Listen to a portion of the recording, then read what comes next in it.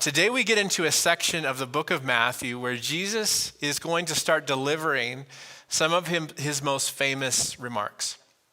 In Matthew chapter 5, it begins what we refer to as the Sermon on the Mount, where Jesus went up on a mountain and he begins to teach, and that what he teaches will sound very familiar to us. It is ingrained in the way that we think about religion. It's ingrained in the way we think about ethics and morality. All of Western civilization has levels of what Jesus taught in the Sermon on the Mount built into it. But today I want us to think about, if you were there as Jesus is teaching it, hearing it for the first time, what he taught in the Sermon on the Mount was absolutely radical. Absolutely upside down from everything that everyone knew, how the world worked. Jesus was saying things that quite honestly would have sounded crazy. And I want to read just this first portion of Matthew chapter 5, verse 1, as Jesus begins his famous Sermon on the Mount in what we call the Beatitudes, the prelude to the sermon. Verse 1, it says, "One day, as he saw the crowds gathering, Jesus went up on the mountainside and he sat down.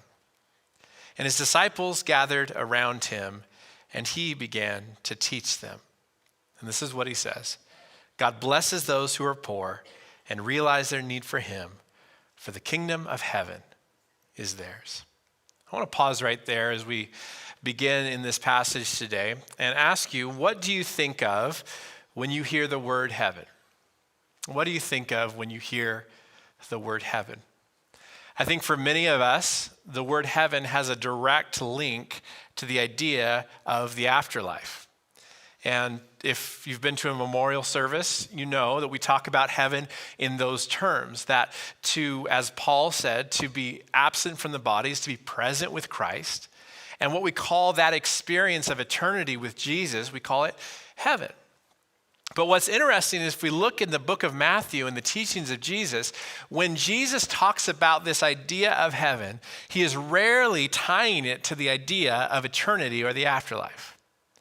It's very infrequent that Jesus, when he's talking about heaven, he's referencing where you go when you die. Instead, he is talking about something that is very present in the here and now.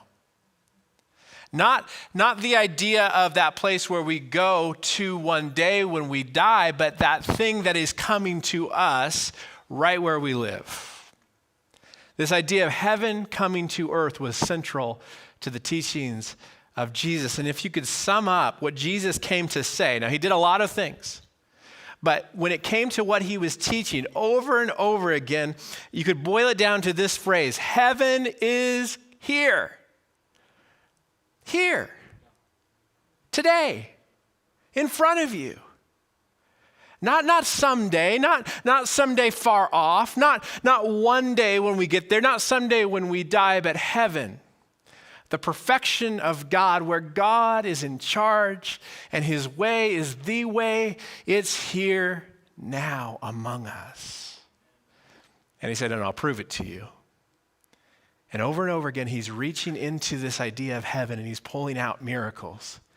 And the sick and the hopeless and the broken come before him, and he reaches into heaven and he brings it to earth. And he says, "Come on, open your eyes. I'm willing that you would be healed."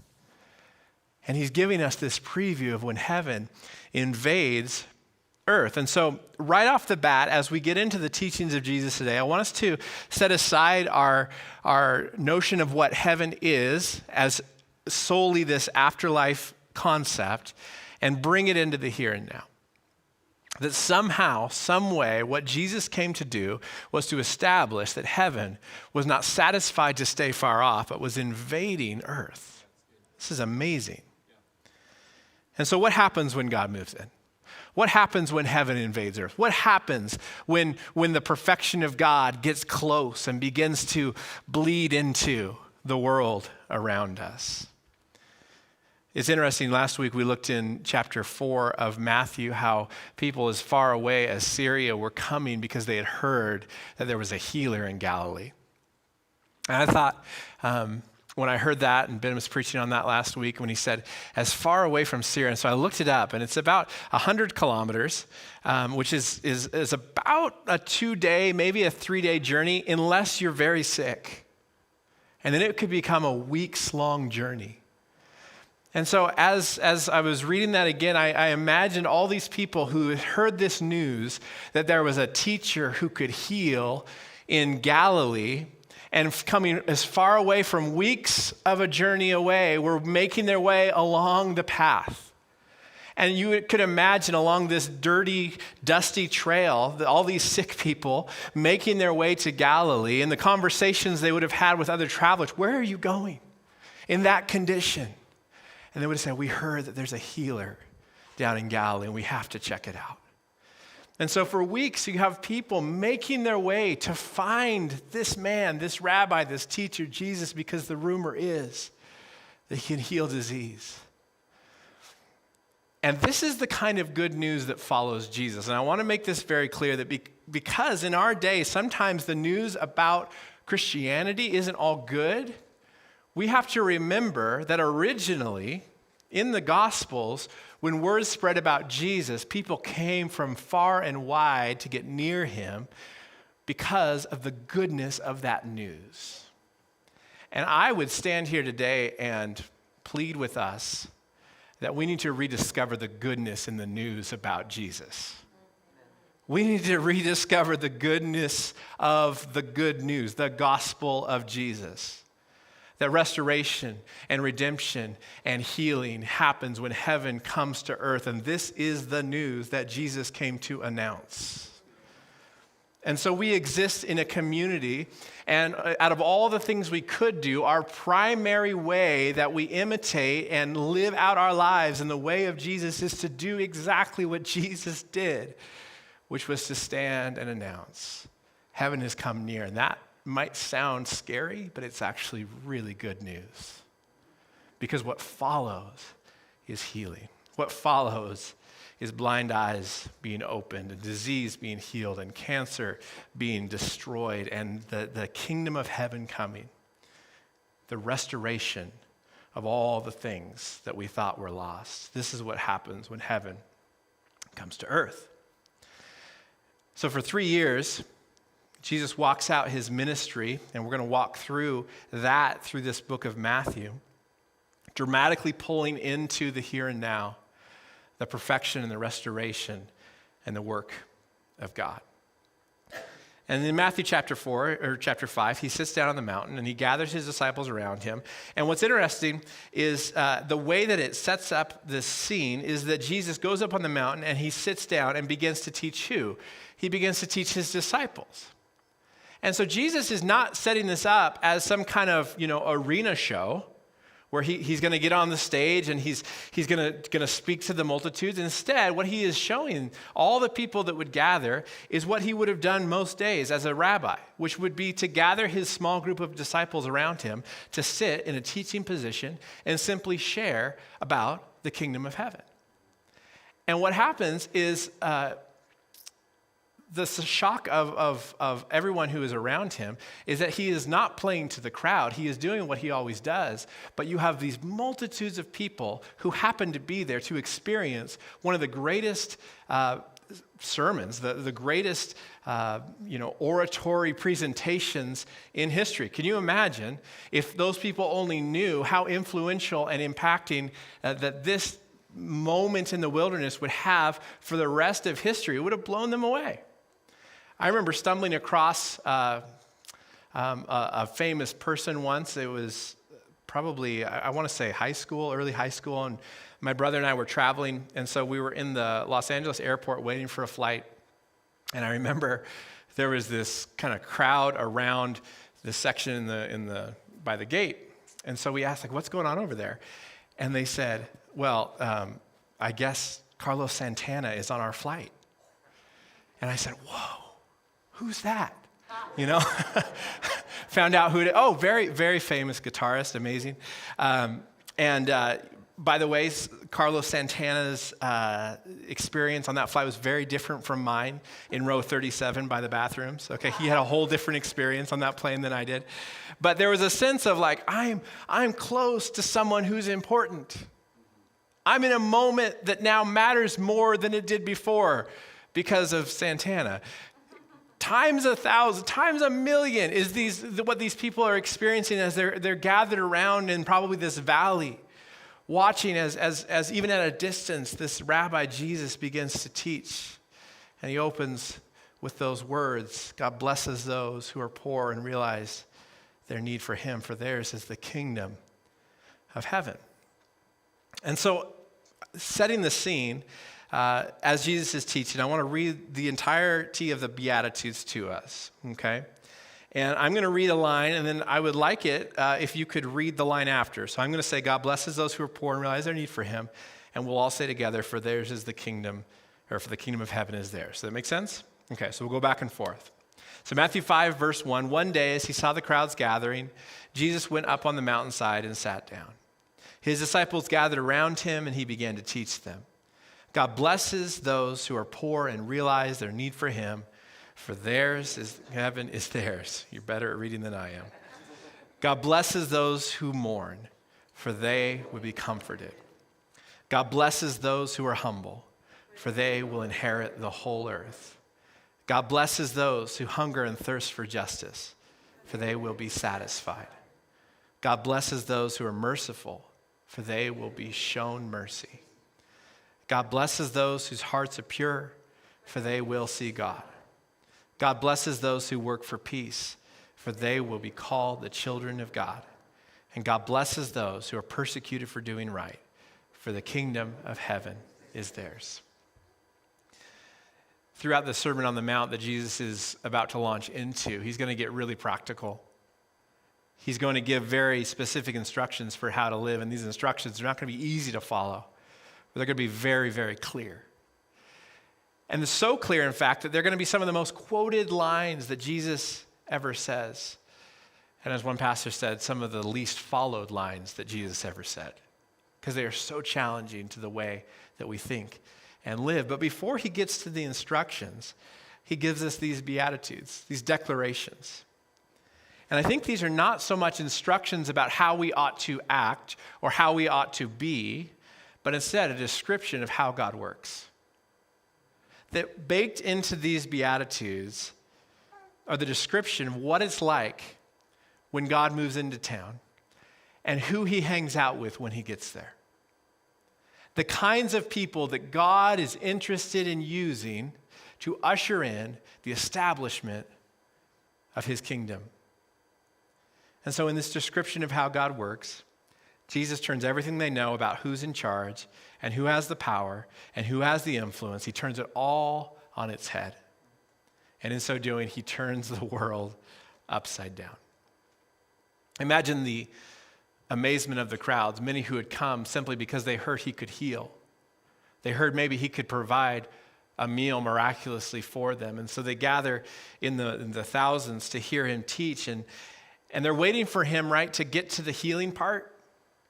Like, cool, yeah, we want to hear you teach, that's great. But could you make sure you extend the healing part until I can get up to the front, Jesus? And before he gets to starting to heal the crowds of their diseases and their sickness, he begins to describe the kinds of people that are blessed by God, the kinds of people that are on the in with God. And can you imagine the amazement of the crowds? Many who are broken and poor and without influence and on the bottom rung of society. And they're listening to him talk. And can you imagine the amazement when they realize, wait a second, the kinds of people he's talking about, that's me. And I love the idea that everywhere that Jesus goes, he surprises people who realize maybe for the first time that they're seen by God and that God is actually interested not in the most powerful people in society, but he's interested in coming to visit them and to use them for the great mission that he has on the earth to restore and redeem and renew all things. And I think that's true for us today, right? That we come in and we wonder, does God see me? Does my faith even matter? What I have to bring, does it even scratch the surface of the problems and the issues of the world? And we've got wars overseas and we've got trouble at home. And what could it possibly matter if I love God and serve him? Have you seen how inconsequential my life is, and Jesus sits down and he begins to teach. And he says, blessed are those who know their need for him, for theirs is the kingdom. And he flips whatever you think is how things ought to work. He flips it on his head. And he says, see the weak and the meek and the poor of spirit. See those who mourn. See those who are persecuted. See those who don't have a shot or a voice. Those are the ones God comes to. And he says, I'm going to bring heaven on earth through you. Through us. Through you. He makes it clear in this passage that to follow him and to accept and embrace the kingdom that he is announcing, we have to follow him not only in the way that he acts, but in the kind of authority and power he operates in. And this kind of authority and power isn't like everybody else's. I remember I was talking to an old friend, probably over a year ago now.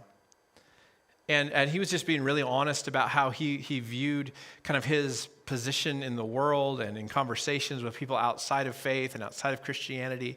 And he said something that has really stuck with me. He said, Evan, I just think it's really important that you never show weakness and you never admit you're wrong, because that's how they'll get you. And I listened to that and I understand the draw to set up in our minds that all of life and all of faith and all of how we operate has a goal of winning. I understand that temptation. But here in the Beatitudes, what we find is a complete absence of this win at all costs kind of mentality. What is not in the Beatitudes is, and God blesses those who fight and struggle hard enough and prove that they're stronger than all those around them because, they take hold of the kingdom, baby. No, it's not in there. Instead, Jesus is painting a different kind of picture. And I don't blame anyone for thinking that winning above everything is the way to get where we're going, because that is the natural assumption and the logical outcome of a position that comes not with humility, but with aggression to the world around us. But the problem is, as tempting as that can be, that is not found in Matthew chapter 5. It is found somewhere else, Matthew chapter 4, where? When Jesus is tempted by the devil in the wilderness. In Matthew chapter 4, we talked about this last week. Jesus goes out into the wilderness. He's tempted by the devil. And this conversation with the devil goes something like this. Hey, bow down to me, Jesus, the devil says, and I will give you all the kingdoms of the world. And Jesus is obviously tempted by this. Otherwise, it wouldn't be the temptation of Jesus, right? The devil's not stupid. He's not saying things that have no bearing on what Jesus wants or needs or thinks. So what the devil does to Jesus is he's saying, listen, I know you're here to introduce a kingdom. Let me give you a shortcut to do that. Just bow to me and listen. You will have all the power and everyone will bow to you. And isn't that the goal, Jesus? And Jesus says, get behind me, Satan. For it is written, you shall worship no one but the Lord and serve him only. See, Jesus knew that there is a temptation in him and also for us that the quickest way to get where we're going is to grab onto power and wield that over our enemies, crush those who disagree, and that somehow that will further the mission of the kingdom. And the truth is that is the opposite of the mission of the kingdom, which is to use the meek and the peacemakers and those who mourn to usher in a new kind of kingdom. Thank you. I feel this so strongly, especially in an election year, that we are not by any means going to stand here and say, okay, this is who you should vote for, and this is the policy that you should agree with me on. That's not this church, okay? It's not this church. But what we will do over and over again, especially in election years, we will remind you that we have a kingdom, and it doesn't look like the other kingdoms. We have a king. We don't need another. We have a savior. We're not looking for another. Psalms 23, right? The Lord is my shepherd. That's why I'm not in want. That's why I find contentment. That's why when I look out on the world and fear wants to rise up and I'm afraid of what the future might hold, I can find peace. Why? Because the Lord is my shepherd. I shall not want. And so we are walking in a different kind of kingdom. And so when we are tempted to grab hold of power as the kind of ends justify the means, nothing else matters, but we got to win. When we're tempted by that, we should turn to Matthew chapter 5, to the Beatitudes, and remember that the way of Jesus looks different. And we have to choose. Just like Jesus had to choose, we have to choose, because these two visions both will deliver a kingdom, but they cannot coexist because it's a different kingdom. And we'll talk about this more. I'm assuming online you guys are just whooping and hollering and shouting, and you're so excited. We have a king. I'm so grateful that God is sovereign over history. I'm so grateful that my hope is not based in elections or the powers that be. I'm so grateful that I don't look to the most powerful people in the world to wonder if God is going to get done what God wants to do, that he has ways and the ability to do it different. He's been doing it ever since Jesus preached this sermon, and he's still doing it. He's still doing it. I love what N.T. Wright said about the Beatitudes in light of the current conflicts happening in the world. This was just about a month ago. He said, when God does what he wants to do, he sends in the meek and the pure in heart and the brokenhearted and the mourners and the hungry for justice people and the peacemakers. And by the time the world's power brokers have woken up and realized what's going on, the meek and the mourners and the brokenhearted and the hungry for justice people have built hospitals and schools, and they're looking after the poor, and they're establishing communities of hope, and the world is being changed. This is our calling as communities of Jesus, is to work for the peace of the world around us. It's to surround the brokenhearted and the mourners, and to identify with those who are hungry for righteousness and justice in their world. And so we are given this job as receivers of this message and receivers of the kingdom that Jesus came to announce, to recognize where we are poor in spirit, where our hearts are broken, and understand, catch this, it's not in spite of those things in your life that the kingdom comes and that Jesus comes near to people. It's not in spite of that brokenheartedness or that mourning, or that sense of needing more of him. It's not in spite of those things, but it's through them that God moves into your neighborhood. I say this probably several times a year, but grace needs something to fill. And if you're full already, grace won't have much work to do in your life, but when you find yourself emptiest, and the low parts of your soul carry this void, you are a prime candidate for the grace of God to flow and find you and to fill you. And I know there's brokenness in our world. I know there's brokenness in our lives. And I know that there are moments of struggle, but if we could only see the way that God sees, we would find that every void becomes an opportunity for grace. And grace is the mark of his kingdom. So we have an invitation, and I think Jesus was not vague about the cost to follow him. And we're going to, even next week, we're going to get into some more of the teaching in the Sermon on the Mount, and you'll find out very quickly that Jesus ain't playing, that there is a cost to following him. But before we get there today, we want to take a moment as a church, wherever you're watching from, to simply recognize that God does not work in spite of our weaknesses and our meekness, but it's through it that he's going to do what he wants to do in the world around us.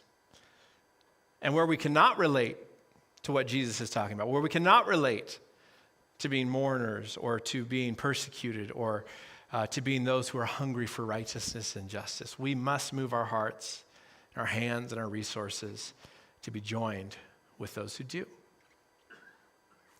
Before we get to communion, I wanted to share one final story about the meek of the earth and their effect. In 1917, in a little town called Kokomo, Indiana, 5 nuns boarded a Pennsylvania railroad to head west on Christmas morning. It's a very dramatic day for nuns to get on a train, isn't it?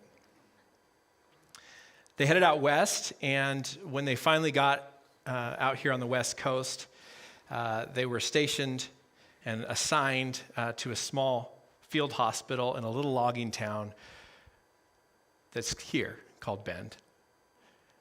And these 5 nuns had a task ahead of them. It was to care for all the injuries that were happening at the mills here in town. And the injuries were many. And so they had a manager there at their hospital, and the manager came to them and said, our contract is with the mills, and so it's really key that we focus all our resources on only treating the mill workers, because that's who is financing this whole operation. And these 5 sisters took over, and this is their response. They said, no, we take care of everyone or we take care of no one. You can imagine how that conversation probably went. And so with a great sense of determination, these 5 sisters began to treat not only the mill workers that they were paid by to treat, but everyone in this little tiny town of Bend. And by 1920, they had founded an expanded hospital. And this is what the Bend Bulletin said in 1918, actually. It says, since their arrival, they have moved into the hospital and now are completing arrangements for the accommodation of twice the number of patients formerly cared for, instead of providing patients principally for mill employees. The sisters will take in patients from the city at large. Remodeling of the interior of the building has provided space for 28 beds instead of the original 14. Quite an expansion, right? And for any of you who work at St. Charles today, you can look back on those days and think, man, from such small beginnings, so many were cared for, and it shaped the city that we now stand in. And I read that story and I thought, it's a beautiful thing when we consider the ways that simple yeses to the work of God in ways that don't look like power, that don't look like influence, that don't look like strength, but look like a willingness to operate in obedience and mercy. The effect that has over generations is amazing. That article concluded with this statement. It said, the expansion came just in time for the great flu epidemic of 1918. And you never know the way that God will use what seems like weakness to bring about mercy and healing and restoration in the world around us. And so today we're going to go into communion together. And today's about recognizing what we lack in ourselves is the way that God will usher in mercy and restoration in the world around us. And communion represents that. Communion is not a power lunch, right? This isn't about packing in the most effective way to get strong so we can go out and take on the world. No, this is about recognizing that someone was broken for us. Someone bled and died so that we might have restoration, that we might be redeemed, that we might experience salvation, not through the normal means, but through weakness and humiliation and shame on the cross. Something was ushered in that we now walk in. And so I'm going to pray, then we're going to go back into a song and invite you forward to the tables. But what we do is we remember the work of Jesus. We remember that the foolishness of the cross is salvation and power to those who believe. And so wherever we have that void in us today, wherever we need grace to fill, we find that in Jesus. We find that in his broken body and his blood shed for us. We find that as we take in and as a simple sign of our remembrance of Jesus, we take in these elements. We remember that it was through brokenness that salvation came to us all. And may it be in our communities, in our cities, in our world. Through the brokenness of Jesus played out 1,000 times over in our lives and our hearts, salvation and redemption will come to our world. And so Jesus, today, we worship you and we love you. We want your way In our world, yes, but in our hearts and in our community. God, I pray against the temptation to make the ends all there is, where we just want to win, but instead today, Jesus, we would remember that you work in different ways than the kingdoms of this world, and you're ushering in through your brokenness, through your broken body, salvation and mercy. I pray that from this place would flow your grace, your hope, and your mercy that covers. Lord, we love you.